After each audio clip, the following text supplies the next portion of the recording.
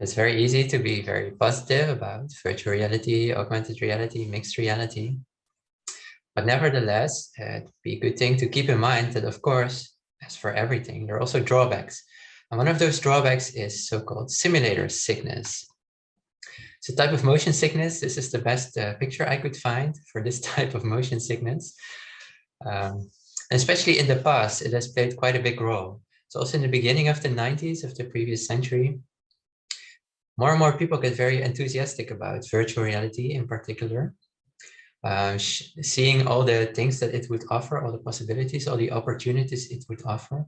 But especially in those times, the technology wasn't that good yet to really offer what people wanted it to offer, especially because it often led to simulator sickness. How is this possible? This has all to do with so-called tracking and rendering, those different concepts that we've seen before. So the nice thing about virtual reality these days is that if you have a nice system, and most systems these days, they work really well. If you look at a certain part of the virtual environment, this virtual environment will adapt to your behavior. If you look up, for instance, normally you would see the sky or virtual ceiling, and that happens immediately. So your behavior is being tracked. It's being tracked that you look up, and therefore what you're shown corresponds to your behavior. If you look up, that's your behavior. You will be shown a sky or a ceiling. Now you can imagine that if there's a certain temporal gap between what you do, so your behavior, and what is shown, this can lead to motion sickness. So imagine you look up now in your virtual environment, and it takes, say, even half a second before what you see actually adapts to what you're doing.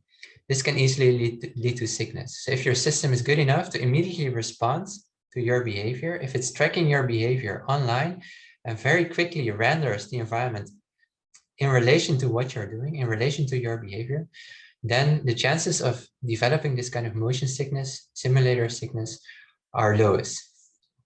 So typically those days, for instance, when I do a research experiment, testing many people with the same virtual environment, this happens in about 1 out of 100 people now, that they feel a bit sick. So it's very important if you would at some point use VR or AR or MR yourself, that you very clearly state in your consent form prior to having people have this virtual experience, that you very clearly state, if people notice that this is starting to happen to them, that they immediately stop wearing this headset and stop the experience, because of course you don't want to make people sick